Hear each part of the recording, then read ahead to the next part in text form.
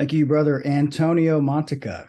He will be our keynote speaker. Certainly hope that everyone here tonight can make an effort to join us. It will be an outstanding evening of fine dining at our festive board and Masonic education the following day. Really look forward to seeing you guys there if you can make it.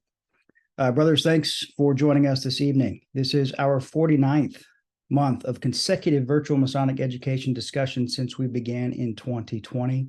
Our episode series is called 21st Century Conversations on Freemasonry. So for those of you who are returning, thank you as always. And for those of you who are joining us for the first time, we hope you enjoy as well and hope you get enough information to want to come back for a second time. First, I want to thank the sponsors who are continuing to support this behind the scenes. Without their support, we would not be able to effectively bring this information to you. Ware Lodge of Research, Lexington Lodge No. and of course, the Rubicon Masonic Society. And a special shout out to Worshipful Brother John Bizak, Worshipful Brother Dan Kemble, Worshipful Brother Alan Martin, Tom Nitschke, Jerry Johnson, etc., for your help with our presentations. Worshipful Brother Alan, will you please do the honors of delivering an opening devotion this evening? Brothers, let's pray. Most heavenly grand architect of the universe, we pray that you bless and direct us in our undertaking this evening. Guide our thoughts and actions, fortifying every moral virtue within us, granting us the necessary strength, wisdom, and courage as we endeavor to work for your great purposes through Masonry. These things we ask in your holy name. Amen. So mote it be. Thank you, brother. Gentlemen, as you know, our purpose is very simple, is to help us become better men, helping us to always be devoted to our family, our faith, our country. And we always come together to learn, to subdue our passions, to discipline our minds, and to improve ourselves through the tools of Freemasonry. Any opinions expressed during this virtual education will be those of the presenter or the participant. Please visit RubiconMasonicSociety.com/disclaimer to review our full disclaimer if you have any questions. These are not tiled meetings. Masons and non-Masons are more than welcome and encouraged to participate. And keep in mind that any information discussed during these meetings should be suitable for Masons of all degrees as well as non-Masons. Of course, gentlemanly manners are to be expected at all times. We request no alcohol, no smoking, no eating, foul language at any times, no discussion of politics or religion, etc. In an effort to best ensure that these meetings go as smooth as possible, we recommend that the attire for your dress is coat and tie.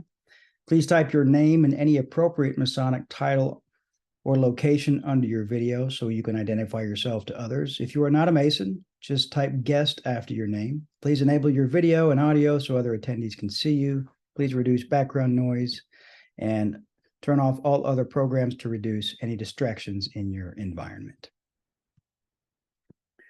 Brothers, tonight's presenter is a good friend and fellow Mason, Worshipful Brother Jeriel Smith, and his presentation will be guarding the West Gate. Worshipful Brother John Bizak, will you please do the honors of introducing our special guest this evening? I will. Thank you, brother. Worshipful Brother Jeriel Smith is a retired litigation attorney. He was made a Mason in 1966 at Indian Wells, Ridgecrest, California, and he's been active in Masonry since.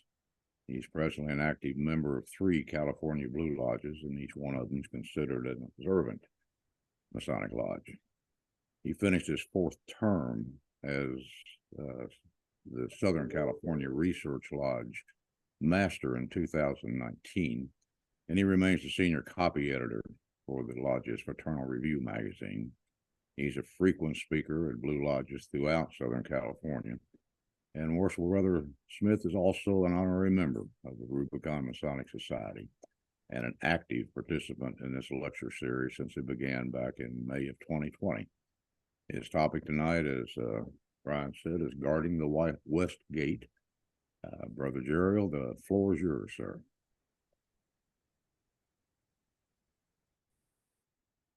Thank you very much, Brother John. And let me begin today by thanking the Rubicon Masonic Society for inviting me to speak once again as part of what I consider the best Masonic lecture series to emerge on Zoom persist throughout the COVID pandemic and continue uninterrupted. I was honored to present my talk on observant Freemasonry on a prior occasion. And pardon me that I'm going to have to be reading from my script. In my old age, I just don't speak without a script these days. As Freemasonry itself is only as good as the men who join its lodges, I am now honored to share my thoughts on arguably the most important aspect of observant Freemasonry, guarding the West Gate. However, I'm of the firm belief that who we invite into Freemasonry is equally important for any and all Masonic lodges, and how we do it is essential to keeping the men who receive our degrees active after their ceremonies. As a Freemason and as a recovering lawyer, I should start with my own disclaimer that the opinions expressed tonight will be my own and may not necessarily reflect those of any other Mason, Lodge, or Masonic organization with whom or of which I am a brother. When I am quoting published opinion of another Masonic brother or organization, it is because I not only agree with them, I believe their statement represents my own opinion better than I can myself, and also to enhance the credibility of us both as to the truth, value, and utility of the quoted statement. Masons, I hope, will recognize this as an effort to work with those who can best agree. Before examining guarding the West Gate, let me, as any good Mason should, lay a foundation for my remarks and recommendations to come. Please keep in mind that all of my Masonic talk, like those of these Rubicon lectures, are intended for mixed audiences. So some of the things most of you already know well, I will be explaining for the benefit of any non-Masons, and more especially any lodge prospects who may be present. It is also necessary to keep in mind that some specifics, such as officers' titles or the wordings on petitions to receive the degrees of Masonry, differ from one jurisdiction to another. Though what I say will be particular to California Freemasonry, I believe that most such differences are in the details and terminology rather than in the principles and the intentions. I am, as Worshipful Brother John said, an active member of 3 California Blue Lodges, each of which is registered with the Masonic Restoration Foundation, which I'll be referring to as the MRF, as an observant lodge. In 2015, Southern California Research Lodge, I may call the Research Lodge or SCRL, of which I was senior warden at the time, moved to South Pasadena Lodge 290, and both lodges committed to becoming an observant lodge that year. For the next 4 years, while I served as master of SCRL, we transformed its publication, Fraternal Review, into a monthly journal of Masonic education. Both lodges made a common purpose to promote observant Masonry through the Research Lodge and to practice it in the Blue Lodge, including such features as extensive Masonic education, formality of dress and ritual, full form proficiencies, classes between degrees, festive boards, chambers of reflection, chains of union ceremonies, etc. And to me, most importantly, meditation, introspection, and other esoteric aspects of Freemasonry that warrant us calling ourselves speculative. This process had already begun in South Pasadena. In fact, its illumination Its Illumination lecture series, started in 2013, was one of the natural connections that drew the Research Lodge, myself and several others to that lodge, just as the lectures had already attracted like-minded Freemasons who were already there to join SCRL when we arrived. As a result, most of South Pasadena's Illumination Lecture Committee are also members of the Research Lodge. And now on to guarding the West Gate. Since its inception, Masonry has conducted its meetings in secrecy for a wide variety of reasons that are not the principal concern of this presentation. Masons are all familiar with the concept of tiling a lodge by having a brother outside the door, armed with a sword, whose duty it is to stand guard and allow no one to enter who is not a qualified Mason, properly clad and vouched for. This outer guard, called the tiler, works in coordination with an inner guard, the junior deacon in California and many other Masonic jurisdictions.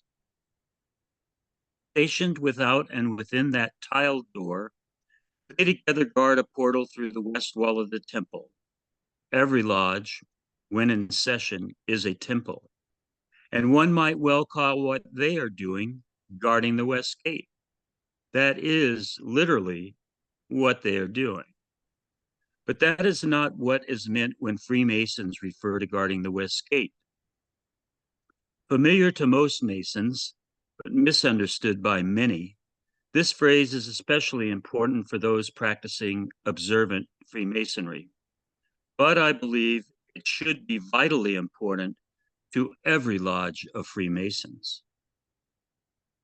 When observant Masons use that phrase, it has a more profound and essential element, that of truly living up to our obligations as Masons to take care not to welcome into our sacred fraternity any person who we do not have good reason to believe is already a good man, who is willing and capable of self-improvement, and that we will never recommend for initiation into Freemasonry anyone who we do not have good reason to believe will serve the lodge and ultimately reflect honor to our fraternity. My personal Masonic journey is very similar to that of many of the observant Masons I have met at the annual symposia held by the MRF, the primary group behind a movement that I believe can revitalize our fraternity that has been steadily shrinking in numbers, even before the recent pandemic, since its apex in California the year I was raised as a Mason. I was 21 at the time. After 7 years as a Demolay, my imagination had been struck by the Demolay ritual, and particularly the legends of a mysterious ancestral relationship between the Knights Templar and the origins of Freemasonry. Ironically, the subject of the June and July issues of this year's Fraternal Review, of which I am now the guest editor. At the time, I was a student at UCLA, but I had returned each summer to the desert town where I'd grown up, and I petitioned my father's lodge in April 1966. I received both my entered apprentice and fellowcraft degrees on consecutive weeks in June, and returned for my Master Mason degree in October. As was common at the time, none of the elements of observance that I just mentioned were present. Some, such as meditation, were not even thought of. Esoteric aspects of Freemasonry symbolism, philosophy, and practices were suspect at best, and at worst, effectively banned. At that time and place, Masonic education meant officers' practice. Like many of the baby boomer generation and those generations that followed, my expectations went unfulfilled of finding something truly profound in Masonry, its philosophy, rituals, and symbols. Something, dare we say it, transformative. So, my esoteric interests turned to a series of spiritual meditation and service groups, where I studied and practiced a variety of esoteric philosophies, discovered my spiritual self, and found meditation, an essential portal to higher consciousness, the gateway to a deeper understanding of Masonry's contribution to the perennial philosophy known as the ageless wisdom. During that time, I studied, practiced, and taught meditation and gave many lectures on a variety of esoteric topics at schools such as Arcana workshops and at Meditation Mount in Ojai, California. As my esoteric studies often made reference to Freemasonry, and I was still a Freemason searching for light, I followed the first principle of Hermeticism, to know thyself, which led me to read about and respect many Masonic principles that related to my esoteric studies. While the discovery of my true spiritual soul and my meditation practice guided me to practice law with integrity and conscience, my esoteric studies occupied the time law practice left me that could have been going to Freemasonry. And if I had been aware of a new development that was coinciding with the onset of the new century, I might well have done so in 2000. But it was not until 2012, after retiring from practice law and recovering from a spinal injury, that I became really active in Freemasonry. To my pleasant surprise, the Freemasonry I discovered was not the same superficial Masonry that I had set aside for so long. A movement, still small, but significant and growing, was turning toward the spiritual direction I had been seeking in search of greater light.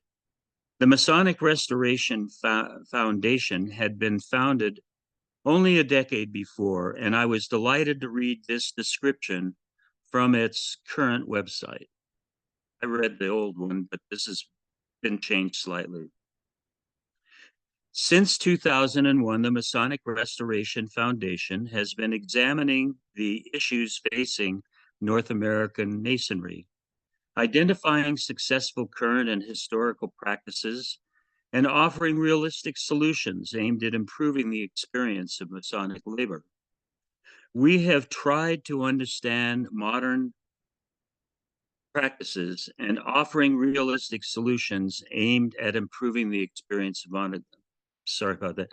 We have tried to understand modern perceptions of Masonry and identify what newer Masons seek in Lodge experience.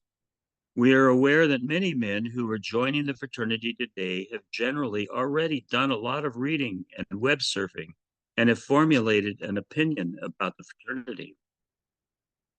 Many of these men come into Masonry knowing more than those who have been members for some time. Young men tend to perceive Freemasonry as a venue for truth-seeking, vehicle for self-improvement and philosophical development, the discovery of one's inner potential.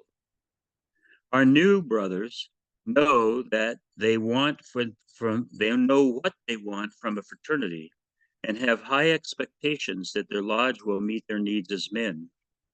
As North American Freemasonry faces some of the most important challenges in its history, the MRF stands to ensure a sense of purpose and identity for the craft. The MRF was organized to identify and distribute through its research the time-tested cultural and fraternal Masonic practices that have proven successful in the historic repertoire of Masonic experience. The focus of the MRF is to promote the characteristics which form the best lodge meetings, fraternal and social practices across the Masonic landscape, while preserving Freemasonry's landmarks and upholding its identity as a transformative art. The mission of the MRF is to assist and support through education, communication, example, and coordination of efforts among lodges, grand lodges, individuals, and groups of Masons belonging to regularly and duly constituted lodges. The overall improvement and happiness of the individual Mason and his fraternal relationships. The goal of the foundation is to restore Freemasonry to the historical and philosophical intent of its organizational founders. We believe that in so doing, Masons will return to the development of a fraternal culture of learning and intellectual growth, which will not only benefit the individual Mason, but society as a whole. Lodges that support the MRF operate solely under the Grand Lodge, in whose jurisdiction they are chartered, and as such, have an independent existence from the MRF.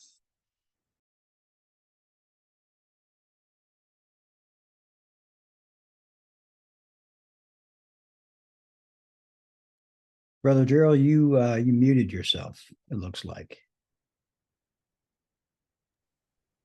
I muted myself. Here we go. Sorry about that one for sure. No problem. I'll start with the beginning of the last paragraph. Lodges that support the MRF operate solely under the Grand Lodge, in whose jurisdiction they are chartered, and as such have an independent existence from the MRF. Lodges that support the mission, purposes, and goals of the MRF have a responsibility to creatively and faithfully excel in the rules and regulations of the respective Grand Lodges. The MRF serves as a clearinghouse of the best practices in Freemasonry.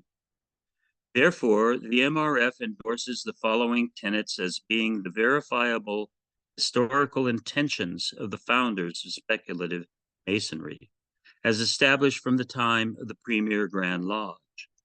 They are essential to the character of the Masonic institution and are widely accepted as representing the best practices in Masonic lodges across the world.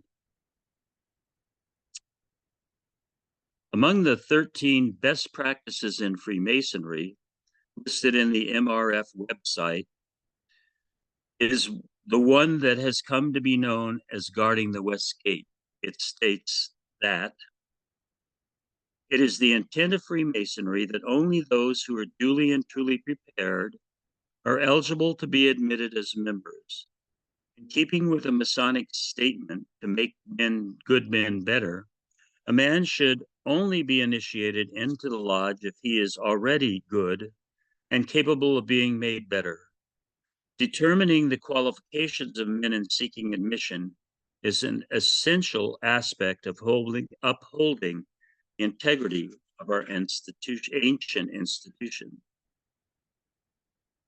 As I indicated before, not only observant Masons call this particular practice guarding the West Gate. The physical West Gate referred to should be readily apparent to all Masons, it being the door leading to the preparation room. From the preparation room, where candidates are prepared to participate in their degrees, that opens directly into the lodge room where the ritual ceremonies are to be enacted. By analogy, guarding the West Gate has come to generally mean being careful about who is invited to be initiated into one's lodge as a fellow pre-Mason. The Master Masons here this evening may remember relevant instructions on this point near the end of the full-form proficiency they memorized for their third degree. Neither the phrasing nor others to the same effect in our ritual and oaths made therein may be quoted here. This condition allows us to welcome non-Masons to these lectures so that they may learn about Masonic philosophy and teaching without us breaching the secrecy to which we are sworn to uphold. But we are not forsworn to conceal certain passages called monitorial, including the series of admonitions that follow each degree, known as the charge, that remind the initiand of his duties arising from the ceremony. Hold on a second. Now I've gotten off my Zoom picture. This is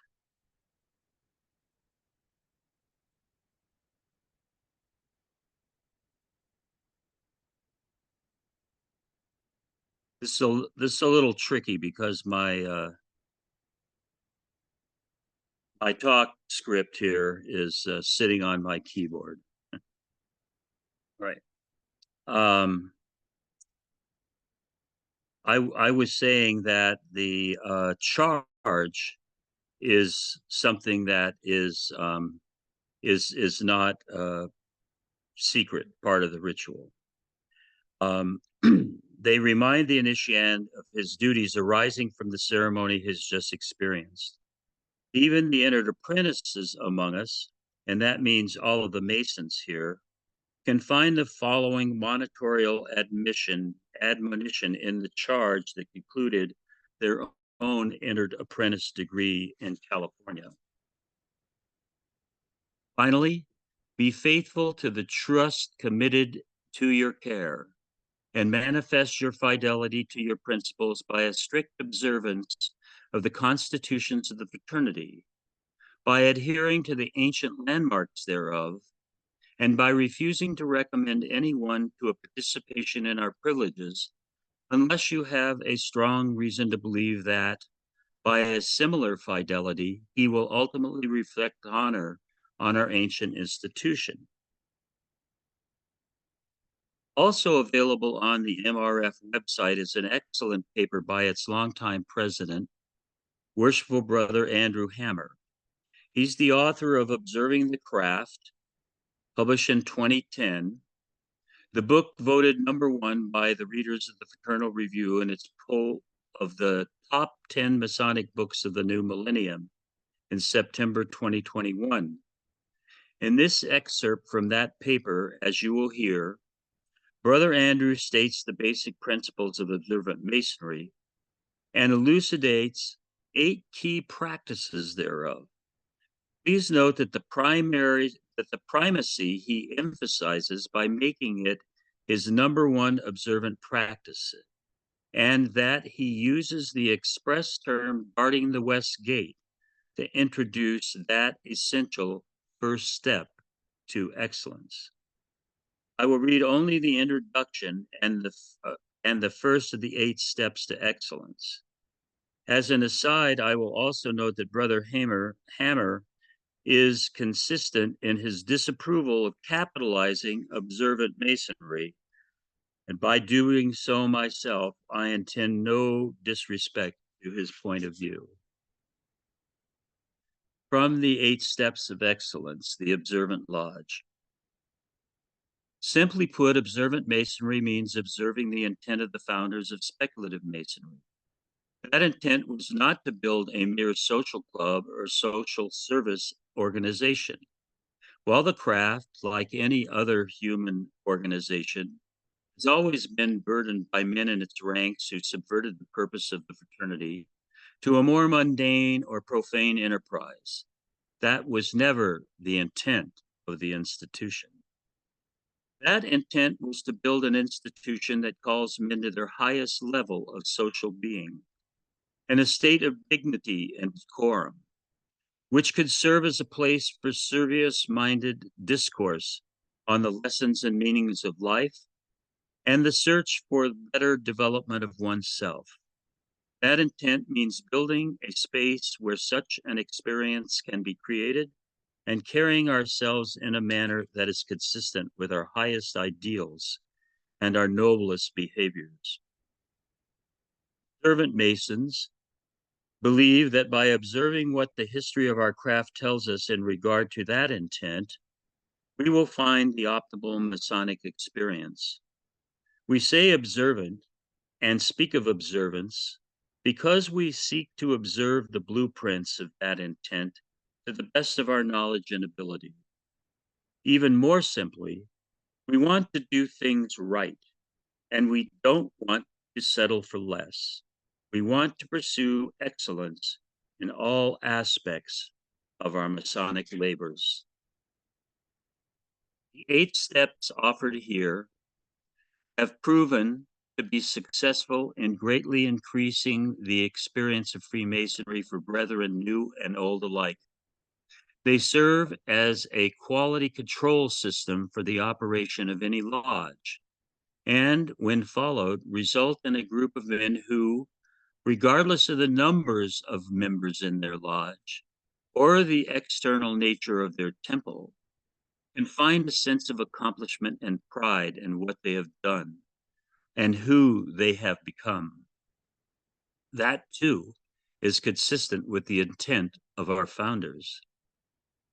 Guarding the West Gate.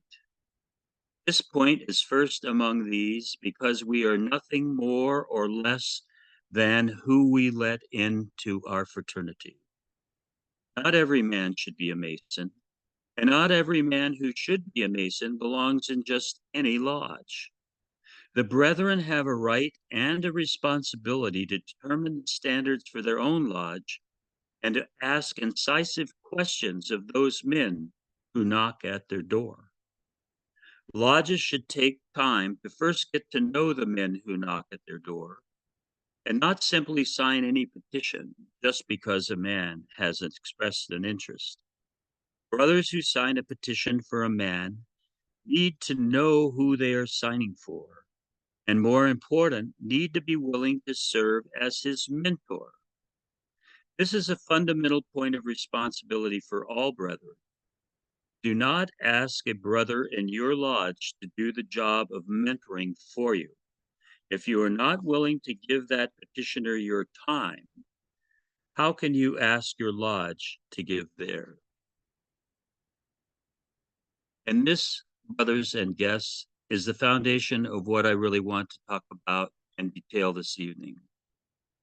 How do we live up to our profound responsibility to guard against recommending any person who we do not have a good reason to believe will be an honor to the fraternity and a worthy member of the lodge we are asking to raise him to the sublime degree of Master Mason? That last point made by Brother Hammer deserves special attention, as it elaborates our duty to guard the West Gate by extending it to the essential act of signing a man's petition to join your own lodge. How many of you have signed petitions to join your lodge and have read the paragraph that appears immediately above the signature lines? In California, it reads thus: I understand that recommending a man to be made a Mason is my personal privilege, pledge of Masonic honor that the applicant possesses the character necessary to become a member of our fraternity. In recommending him to participate in our privileges, I vouch for the applicant's intentions and character. I believe that, if elected, he will reflect honor on our ancient institution. I will be involved in his studies and degree progress and will support his regular attendance at lodge.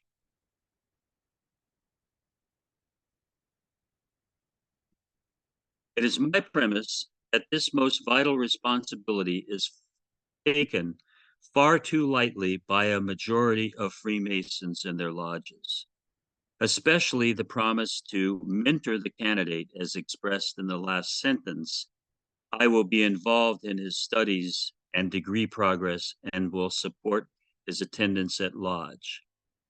How well understood and regularly practiced is that obligation in your lodge?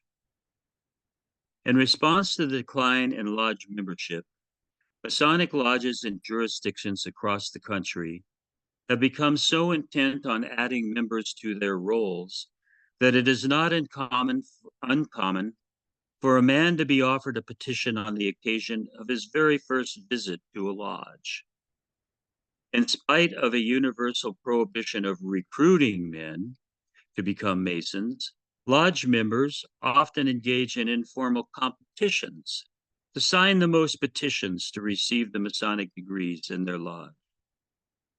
I have personally witnessed masters competing with one another to confer the most degrees, especially to raise the most master masons during their year.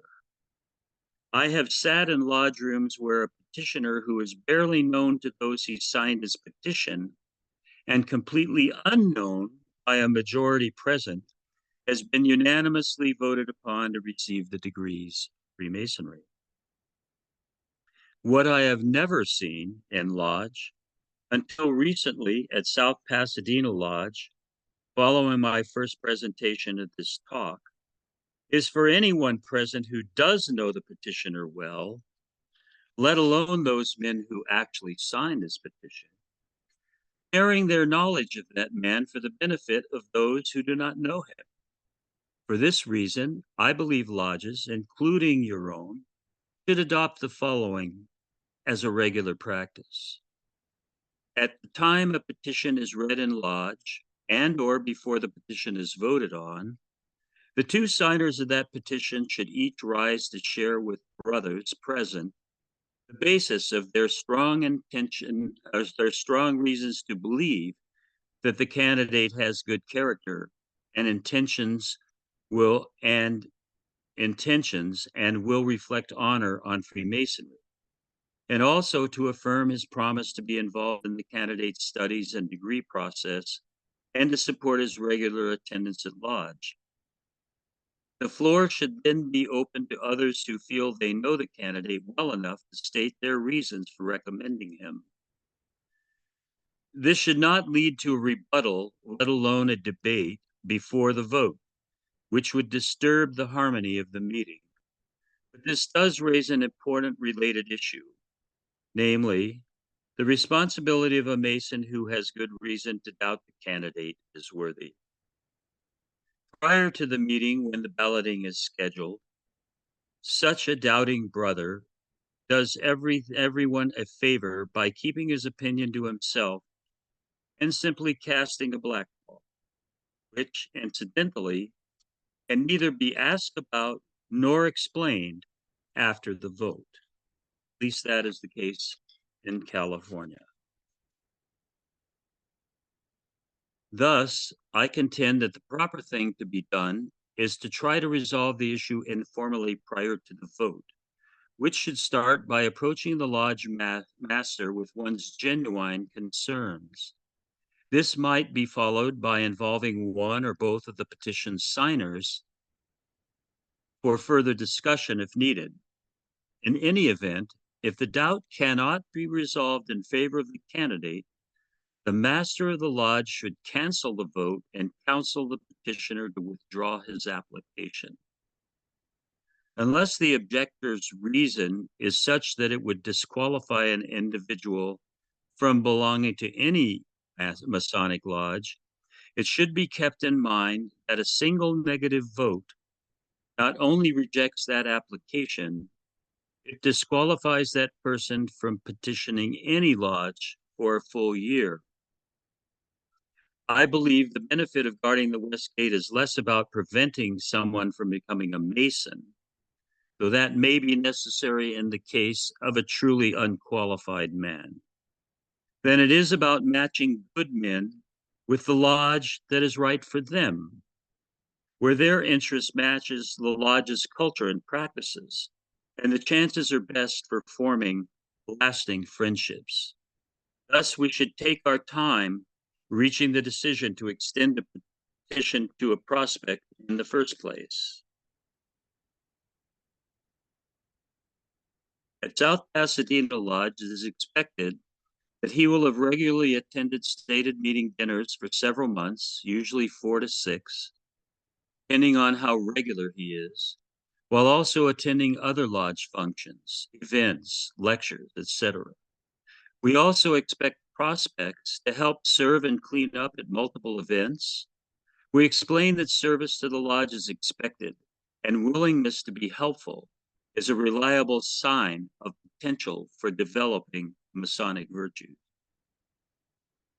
Even if you think a prospect may be right for your lodge, it is often a good idea for him to visit a couple of other lodges for comparison. but it is always a good idea to encourage a prospect to visit other lodges. Even offer to go with him if you know brothers there you can introduce him to. I myself have done this with good results in helping the seeker find the right lodge for himself. And in at least 2 cases, that didn't turn out to be my lodge. One should not require anyone to visit other lodges, which might be mistaken as a signal of rejection. But discouraging such visits should also be avoided. So his lodge will be chosen of his own free will and accord. In my experience, giving a man a petition too soon often results in a hasty decision and later regrets for him and/or for his lodge. I hope that guarding the West Gate becomes the subject of serious consideration for all of us Masons here who are Masons. As I have reminded you, we are all instructed in the ritual and have sworn oaths to uphold high standards whenever inviting a man to join Freemasonry. Please remember, I do not advocate denying Freemasonry to men who are not interested in observant Masonic practices. Observant lodges should take care to guide such men to a lodge that offers what he seeks in Freemasonry. Thus, the most important thing is that any truly good man who approaches your lodge should be guided to a lodge that is a good fit for what he wants from Masonry and what he is willing to do to serve that lodge. Make this your golden rule for signing petitions, as that is the point where you are, in effect, asking the Tyler to admit someone into your lodge on the ground that he is being properly vouched for, in this instance, by you. I want to again thank the Rubicon Masonic Society for inviting me to speak, and everyone for listening to me share my thoughts today, and for your interest in the kind of Masonic education being presented in this excellent Rubicon lecture series. Before closing, let me share with you the final words of Brother Andrew Hammer's 8 Steps to Excellence, the Observant Lodge. An observant lodge values the educational function of Freemasonry in its full bloom. The observant Masonry holds the fraternity accountable to its promise to him to bestow light, and he means to receive it from the craft in every sense, spiritual, literal, and intellectual. Numerous monitors and manuals from our Grand Lodges, spanning over at least the last 2 centuries, make plain the injunction to all Masonic Masons to seek knowledge. That same injunction extends by natural progression to each lodge, and as a result, a lodge without Masonic education cannot be an observant lodge, and is arguably not any kind of lodge at all. The search for light is at the heart of Masonry. Servants is impossible without it.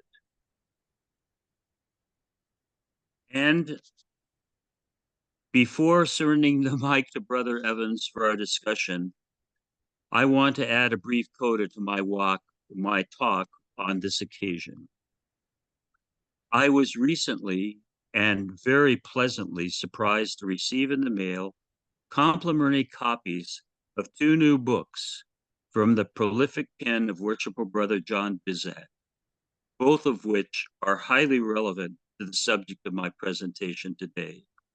The first, Bending Granite, Taking Stock of American Freemasonry, is an artful compendium of 33 scholarly articles that frankly address the seemingly perennial problems resulting from American lodges, often urged on by their respective Grand Lodges, to value quantity over quality, and quickly making new Masons by not guarding the West Gate, and then failing to nurture and educate them in the manner now being restored by the Masonic Restoration Foundation in the observant manner that I have briefly described in my talk today. The second, The Canker Worm on the Rose, subtitled The Story of the Struggle in Kentucky to Develop a Consistent Approach to the Observance of Masonry, with an insightful foreword by Worshipful Brother Dan Kimball, expands on the first by focusing in great detail on these same issues throughout the history of Kentucky. We are now living at a time in which the decline in Masonic membership, following the rapid rise that occurred after the end of World War II and peaking in the mid-centuries, is now at a new nadir following the recent pandemic. And as demonstrated in the latest and several others of Brother Bizak's books, post-war eras have often been the times for those unfortunate phases of our beloved fraternity. It was just so following the American Civil War that it ended in 1865. I want to read to you now a brief passage from Brother Bizak's new book, from which he doubtless chose his ever so insightful title.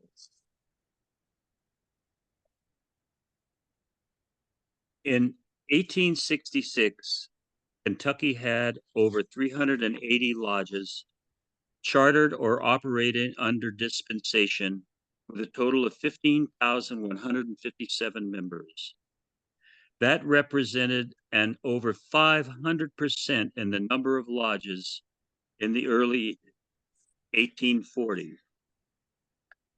That year, Grand Master Myrex J. Williams, state legislator, dry goods salesman, and district magistrate from Dry Ridge, Kentucky, seeing the dispensation of 30 more lodges in the state, said in his address, "The order of Freemasonry in Kentucky is becoming populated to such an extent as to place it in imminent peril by the rapid and unnatural increase of the numbers of lodges, and that, in the opinion of this Grand Lodge, it becomes the imperative duty of the Grand Master to guard with all diligence, after granting any dispensations, to establish new lodges within our border, unless the circumstances of the most imperative nature."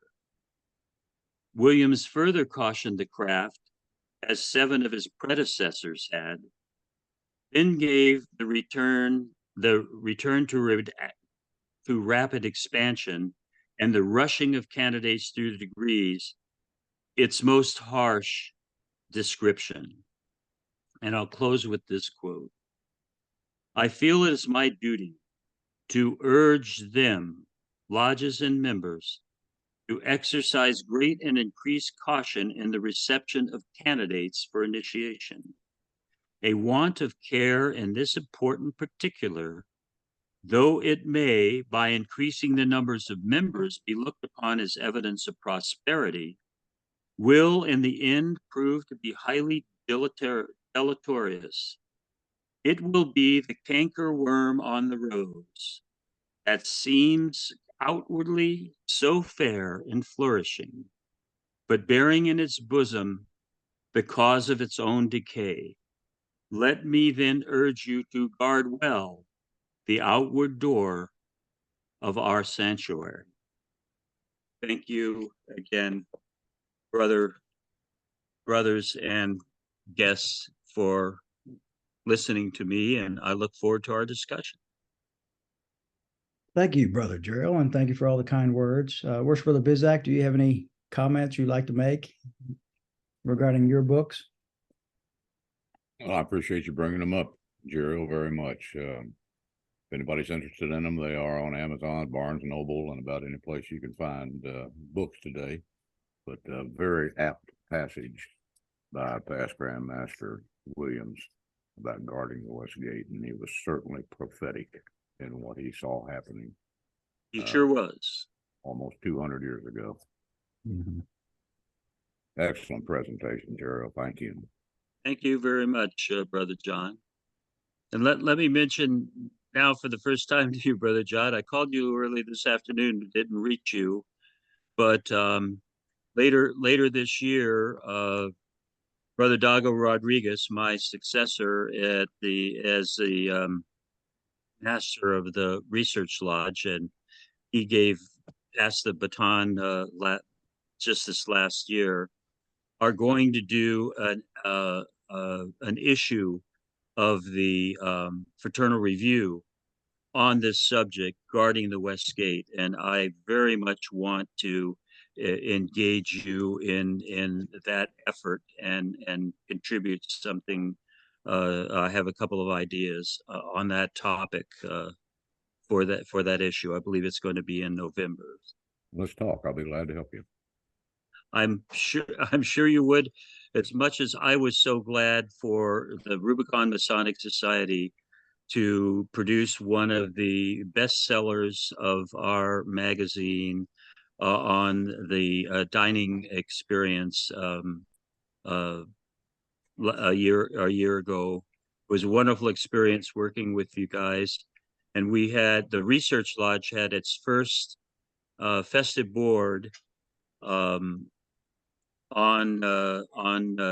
Saturday, and during part of it, we put up on a screen things like the song lyrics and things like that. But during a portion of it, the cover of that particular issue of Fraternal Review was up on the screen for quite a while. Well done. Great. Thank you, brothers. Brother Chad, you posted a link. I have the link pulled up here. And why don't you tell this story in a nutshell, what happened and how it relates to this presentation today, if you would, please. Well, certainly, brother. Great to see all of you as well. So I am a contributor for the Grand Lodge of Illinois to a monthly Masonic publication called the Lyceum. And I shared a story about a trip I took, I believe it was in 2009, to Punta Gorda, Florida. And I had gone out there. It was wintertime, and the girl that I was dating at the time had a sister who had a home in Florida, and said, use it anytime. It's one of those kind of a spare home. And so we decided to flee the Chicago winter and go splash around in a pool for a week. And obviously I had nothing to do and no agenda for my trip. And so I looked around to see if there was a lodge, and of course there was. And I went and visited Punta Gorda Lodge. I forget their number. And I met the brothers in the basement of the lodge that evening, right before the stated meeting. They were just finishing up dinner. And 5 minutes after I arrived, just saying hello and shaking hands and explaining who I was and why I was there, a brother said, check out of your hotel tonight. You are going to stay with me and my family in my home for as long as you like. I'll give you a key to the front door. You can come and go as you please and stay as long as you like. And I very quickly responded with, I'm staying in a guest house free of charge. Your offer is very generous, but not necessary. Thank you very much. And then the meeting began shortly thereafter, and a bunch of other events followed. And I really didn't have time to process what had happened. And I should add that I was made a Mason in 2007. So this is fairly new for me. I was only about 1.5 years or 2 years at this point that I was a Master Mason. And about 3 days later, I had this really weird experience. I was driving a car to or from some unimportant errand, and I felt this shock, this nausea, just for a couple of seconds, and it kind of made me sit up in the car, kind of concerned, and I was trying to understand what the heck was bothering me. And believe it or not, what occurred was that I hadn't taken very seriously what this man had offered, because later on in my trip, I was invited to a birthday party, and I met the wife and young children of this man.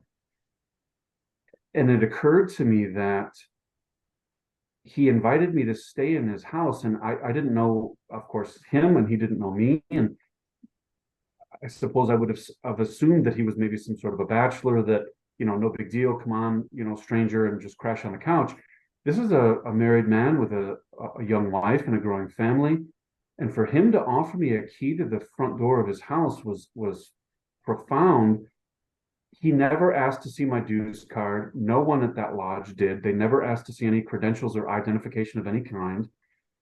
And I felt sick because until that time, I thought that someone that was petitioning the lodge was attempting to gain admission to the lodge. I hadn't really considered. I was too young in Masonry to even understand that when you fill out that petition, to some brothers, that is tantamount to the keys to the front door of their house. And I titled the article "Keys to the Front Door." And I understand that not every Mason is going to just hand over the keys to their house, but some do. And I realized at that moment that the responsibility I had to guard the West Gate was not simply to see if there's, decent people that are going to be in the lodge, but when these Masons go out into the world, the other Masons they meet are counting on us to do our job, and to ensure that the Mason they meet is someone they can trust. And so, as I say in the article, since that time, whenever I'm about to sign a petition, I ask myself, would I give the keys to my house to this man? And I realize that's serious, but that is exactly how serious it can be. And so it is not a light and trifling matter. Yeah, it's a great story. Excellent perspective for a real life situation. I appreciate you sharing that. We've probably all felt that on some form or fashion. Brothers, the floor is open for discussion about anything related to this topic. If you would like to make a comment, you can do so in the chat meeting chat area. You can raise your hand. You can raise your virtual hand. We'll get you called on. And I want to pose this question for conversation to anyone that would like to address it or give their opinion on it. Jeriel, of course, you as well. What relevancy, in your opinion, does guarding the West Gate have in correlation to one-day degrees in Freemasonry? Curious to know. I'll just say that I'm equally dismayed by either of those, and one-day Masons. One of the things that I never understood, and partly in reading the Cankerworm, I understood that my worst fears were actually true. That this was accomplished by eliminating proficiencies. And that seemed to me that you weren't just not guarding the West Gate. You were not really giving them the Masonic experience. That's repeatedly addressed in these new books by John. Mm-hmm. Anybody care to comment on it? Brian, Brother Jeriel. Yes. I'm not in favor of one-day classes for the exact reason that Brother Jeriel gave earlier. Pennsylvania's petition does not have that statement in front of the signature of the signer, and it should have. We don't have any responsibility whatsoever for the signer, except he signs the petition. I'm firmly against that. I think we ought to have some kind of something written for a man's determination for that man's future. And in California, it is written, it's explicit, and it seems to me that it's largely ignored. That it's largely ignored in many instances. So I'll pose another question. So why is guarding the West Gate such a lackadaisical part of the Masonic process? Anyone? Actually, I think it's a lack of understanding. they don't know what guarding the West Gate means. In my personal opinion, if you sign a man's petition, you're responsible for what he becomes or what he does not become. Yes. Chad, Brother Chad. Yeah, thank you, brother. So I've observed that, at least in Illinois, lodges are desperate. There are, some occasions where you're very lucky to have 7 people show up so you can just get the lodge open. And so the idea of potentially turning away, a warm body who's interested in Freemasonry, is a difficult task to consider, because you're so desperate for new blood and new members and new people to share the load. And unfortunately, it's not that we have this enormous groups of people that are petitioning that we can be selective. I think there's a feeling of desperation that as long as you're not holding a murder weapon in your hand, thank God you're here, because we need you, sort of a mentality. And that I can understand that, but at the same time, not guarding the West Gate will prevent future seekers from wanting to join. We've got to have equality in order to attract future quality. And so it's really a difficult situation, I think, for a lot of lodges. And I've faced it in my own lodges. We're struggling for membership, and you really hate the idea of turning someone away. Yeah, I think Can that's. I say something about the one-day lodges? Please go ahead, David. In Ohio, some research was done, and we found that brothers that did the one-day lodge, or brothers that went through the traditional 3 degrees, and in terms of attendance down the line, there wasn't any difference. And brothers that I experienced who did the 1-day degrees and remained active were disappointed that they didn't do the traditional way. Mm-hmm. So we can be against the 1-day degrees, but the data shows that it doesn't make any difference. It's 1 day or they go through the traditional way, because we always lose people no matter what we do.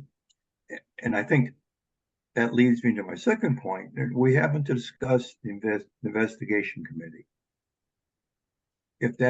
How many times have we gone to the ballot box and put in a white ball because the investigation committee recommend favorable? You don't know that person. You probably never even saw them, but the investigation committee recommended it. Maybe there should be more of an emphasis on just how the investigation committee works to bring that person to a vote. Thank you. My suggestion about having the signers say something also seeks to address that very same concern. And another factor that we haven't talked about, but I do allude to in my talk, is that I think that there is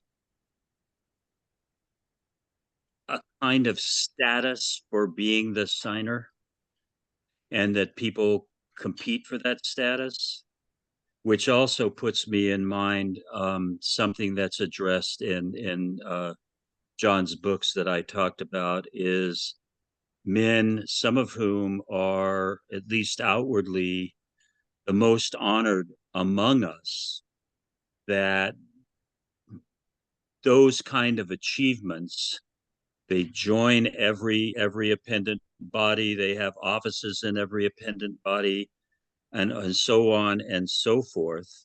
And it seems that building their Masonic resume has more of a priority than serving the fraternity or bringing the right kind of men into it. Mm-hmm. Drew, excuse me. I think their first line signer, there's no privilege attached to that. And as a first line signer, if your petitioner goes away, you should lose. There's no honor in that at all. And bringing a guy into Freemasonry who does not serve the fraternity.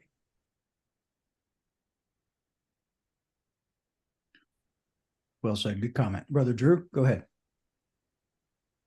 You know, I think a lot of these issues are real. You know, lodges do struggle. Sometimes that you do feel like you just need 2 or 3 more bodies. But the couple of things that I think a lot of people don't consider. One is there's kind of a percentage game in play. And the way I describe that is, let's say that you have 4 candidates that come in. You give each one a degree over the course of 4 months, and one of them sticks around. What's your success rate? 25%. Let's say instead you take 3 months to investigate somebody, make sure that they're right for Masonry, that your lodge is the place they want to be. And then you, by putting that time into finding out who they are, helping them have a good understanding, making sure that their expectations are on par with the reality that they're going to get, and that one guy stays. Whereas in the previous case, the other 3 guys came in and said, well, this wasn't what I thought at all. After you've given those guys the degree and used all of that time, it's a waste for them and it's a waste for you. And your percentage of success is the same thing. But there's another aspect at play too, which is that we have to think about the long game. You know, the drift over time of Masonry falling away or moving slightly away from perhaps what it was intended to do happens precisely because people aren't really trained to pass on what it was intended to be. We have to remember the proficiencies are the very minimum that is required for somebody to show that they understood the lessons of the degrees. So it does take time. And even though someone comes in and is happy, it doesn't mean they're necessarily fit to pass on to future generations the truths of Masonry. And we are all benefiting from those who have done that for us. So I think there's 2 things to remember when it comes to candidates. It's not just about whether or not they come in and help, but what future Mason are you producing in those early stages? And so one of the things that I do at my lodge that seems to work well is when a guy comes, I tell him, we like you to come to the lodge as many activities as you're able to come to that are open to prospects. And when you're ready, you ask for the petition. But then that's not the end of it.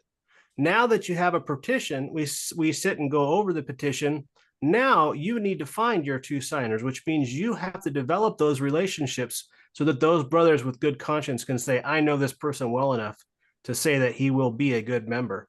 And then just tell them, you know, throughout this process, you are also participating in Masonry in a sense, because you're building friendships, you're seeing what we're about, and then it sets the tone for their entire journey. So that's something that I think can help those lodges that are worried about missing out on extra help. If they're more particular and guarding the West Gate, you know, hey, just because a guy's a good guy doesn't mean he's a good Mason. And you're going to use the time, use it wisely, make sure he's going to be fit, not just for his initiation, but for his whole journey. Yeah. Good comment. Very well said. So let's pose another question. Who's to blame? Who's the fault? Is it the lodge? Is it the master of the lodge? Is it the officers of the lodge? Is it the Grand Lodge?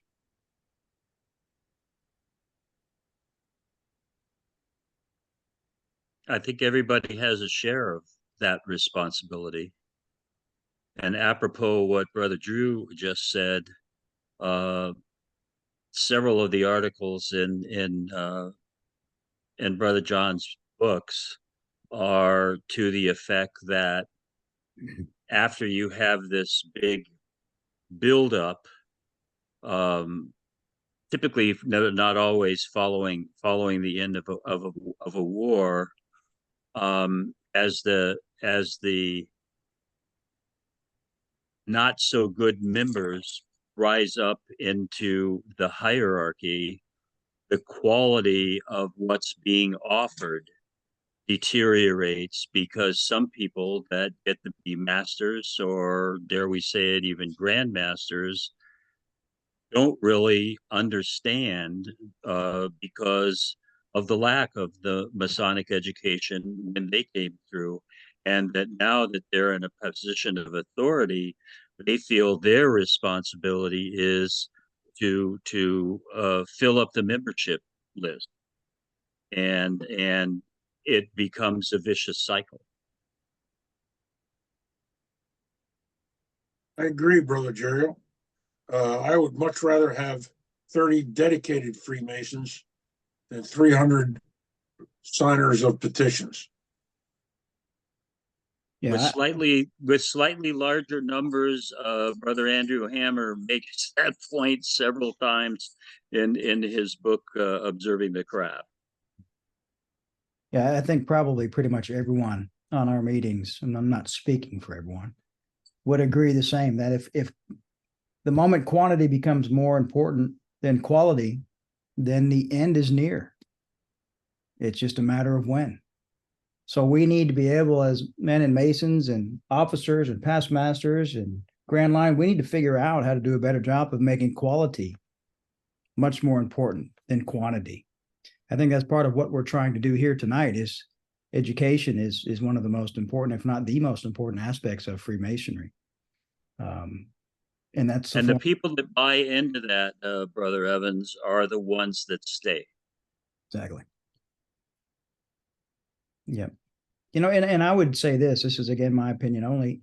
If you're not getting that in your lodge, in your jurisdiction, there's nothing stopping you from creating a little side group like Rubicon and getting together with those men, those dozen or so men that really treat Freemasonry the way you want it to be treated and like-minded. Get together with those men and start something outside and get Freemasonry there, because that's what we did in our lodge. And I wasn't one to start that, but I'm privileged to be a part of that now and that trend. So the brothers of Rubicon that get together outside of lodge and have dinner, you know, maybe a couple times a year, those meetings are very powerful. And those are the meetings and those are the men that you would give a key to your front door to. Right? So find those men in your lodge. And if you can't find them, find a new lodge, or, you know, they're there. I guarantee it. My experience with the men that are coming into our lodge is that they are hungry for this. Yeah. And we have a pretty steady stream of guys that are coming into South Pasadena Lodge, I'm glad to say. Yep. Brother Brian, I have often said that you can learn more at the feet of a member who loves and is a Freemason. Yeah. Than a past master or an officer or anybody who is versed in it in the ritual. If you sit there and listen to a guy who loves the fraternity and is ready to give you any information he can on that love, there you go. Mm-hmm. And trying to think about it the other way, where quantity is just as important as quality, putting myself in the mind of that person, I can see where they're coming from, because they want to keep their lodge alive. You know, they have to pay the bills. They've acquired a certain amount of expenses that have to be covered with dues and membership. So we need to think creatively. Well, how can we cover the income that we need that may not be through dues, to allow us to have the freedom of having a quality versus quantity level of membership? So we need to think about that and make that happen. And if it's not happening, find a way to make it happen, because it's there. We just have to think more creatively, because you can understand that we have to pay bills, but that can't be the most important part of membership by any means. Should be the least important part. It's an interesting topic. This is a topic that really kind of fires me up and gets me excited, because it's so important. It's extremely important to the future of our fraternity.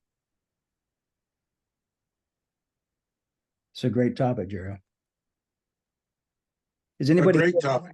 Anybody here? I just like to tell Drew that his thoughts are well thought out and well spoken. Yeah. Jeriel, I'm gonna go back and try to lighten it up a bit. You said at the beginning that you're a recovering lawyer.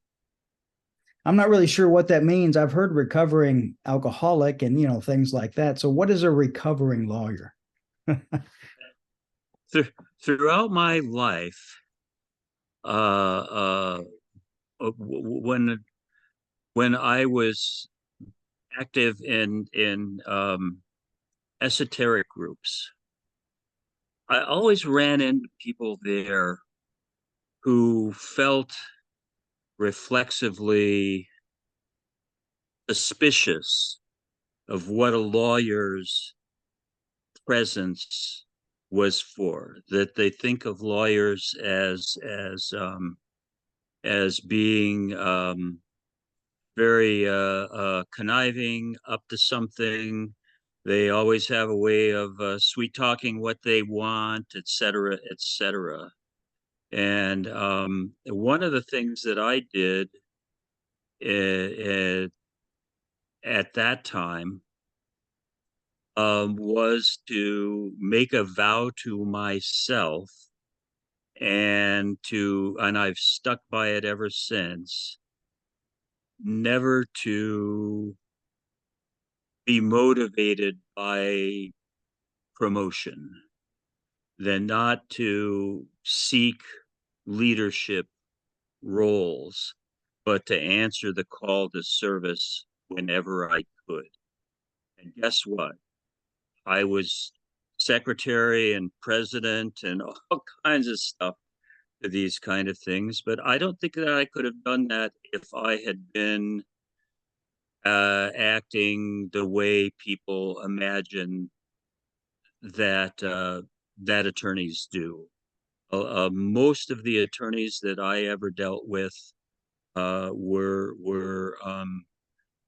fine men and women, and were very, very ethical.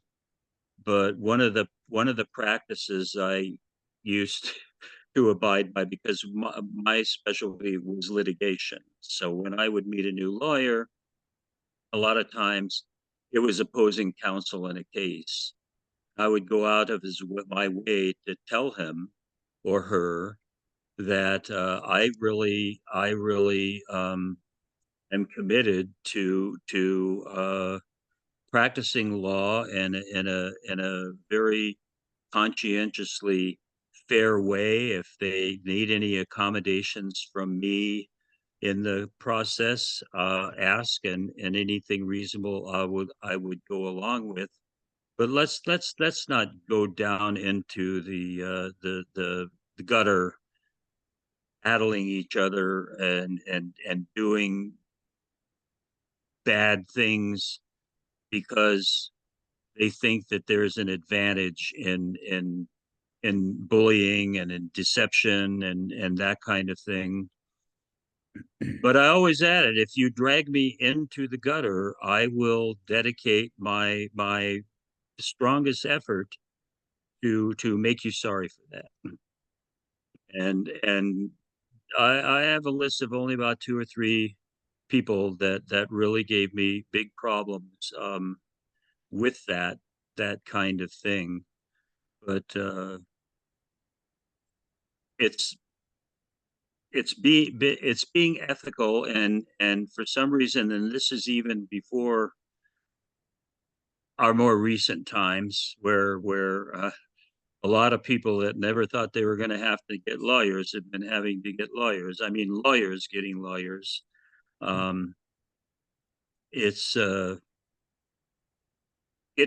purports itself to be very similar to what Masonic Lodge purports itself to be, and a lot of people think that by sharp practices,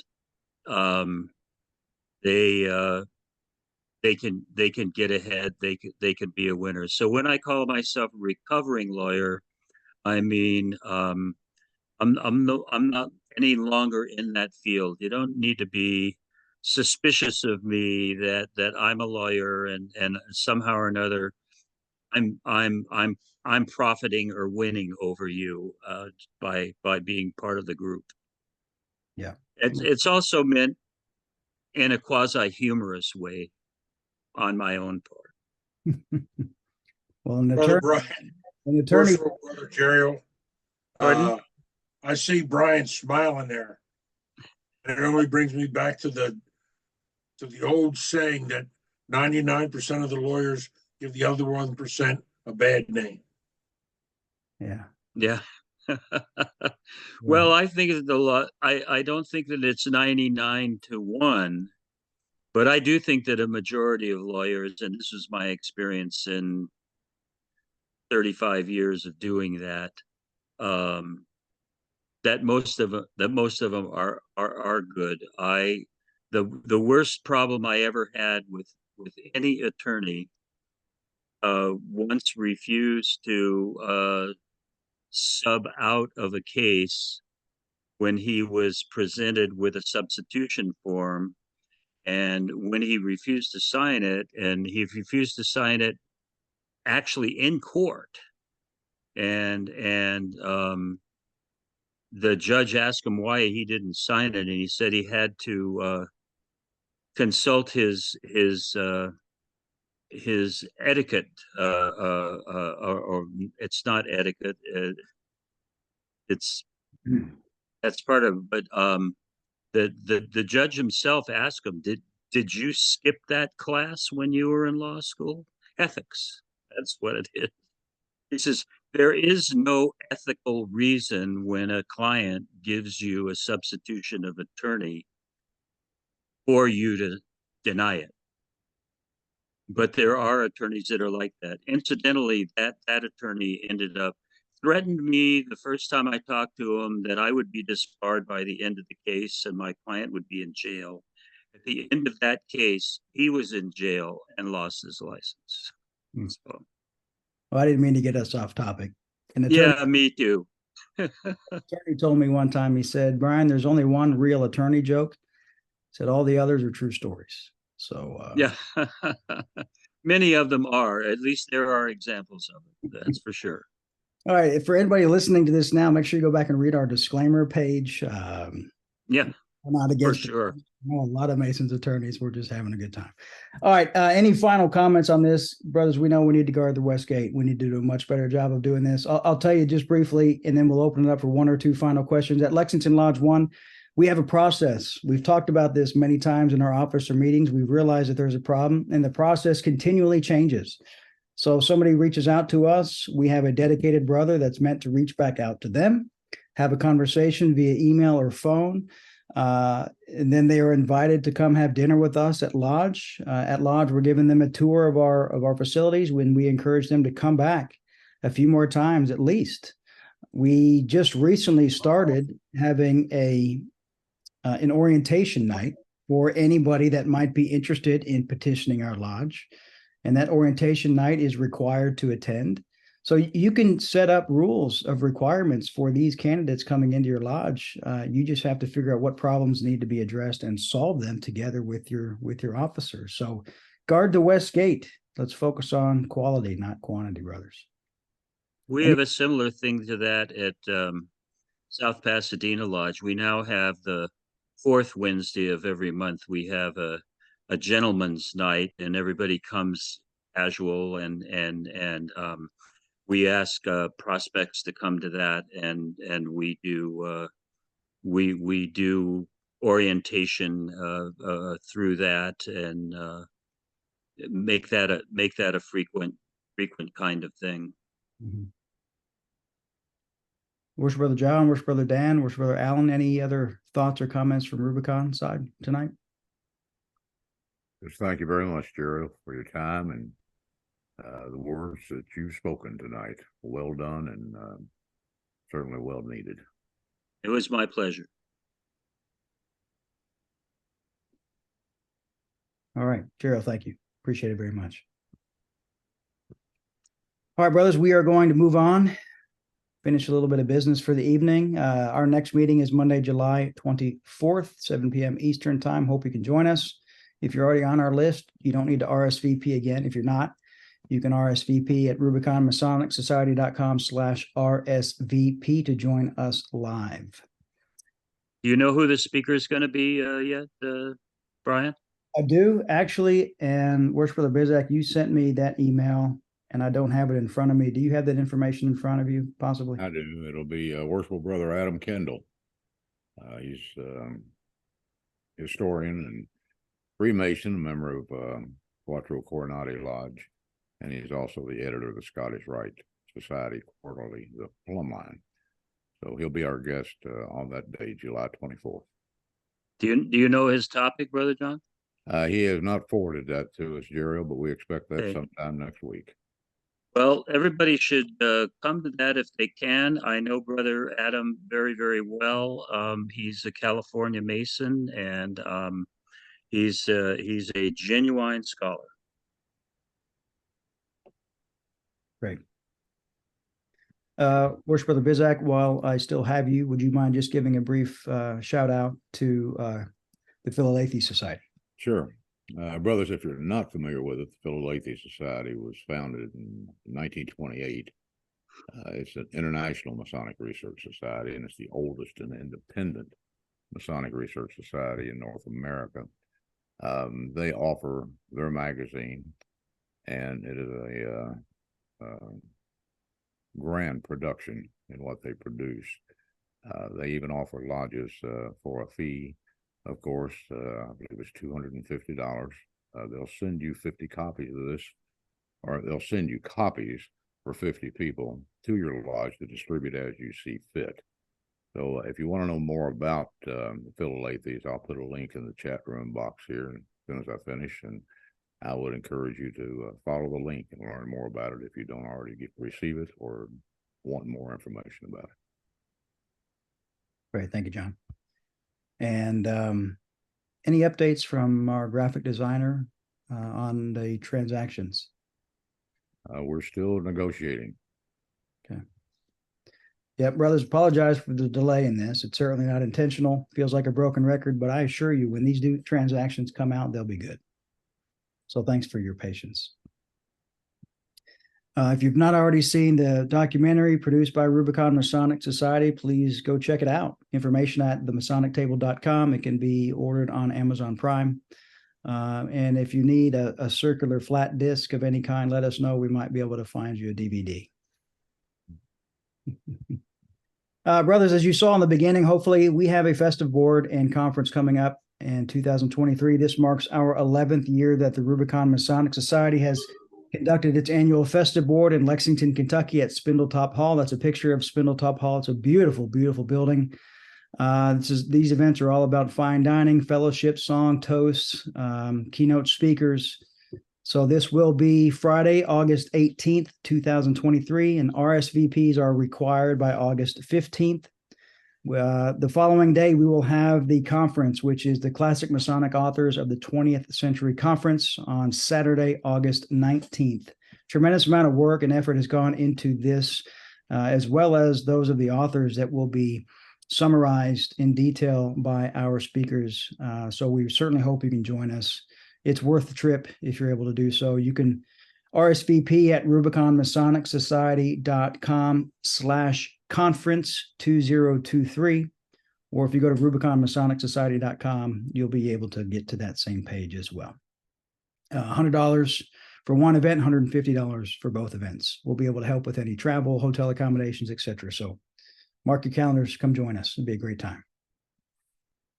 And as always, of course, if you're in the position to be able to help support the Rubicon Masonic Society, any donations are, of course, appreciated. We are a 501c3 organization, and doing this to try to provide continual Masonic education for our brothers. All right, with that being said, Worshipful Brother Alan Martin, will you please deliver our closing devotion, sir? Certainly. Brothers, let's pray. Grand Architect of the universe, now as we prepare to go our separate ways, we pray that you will be with us, lead us and guide us. We pray that you keep us safe and secure until we shall meet again.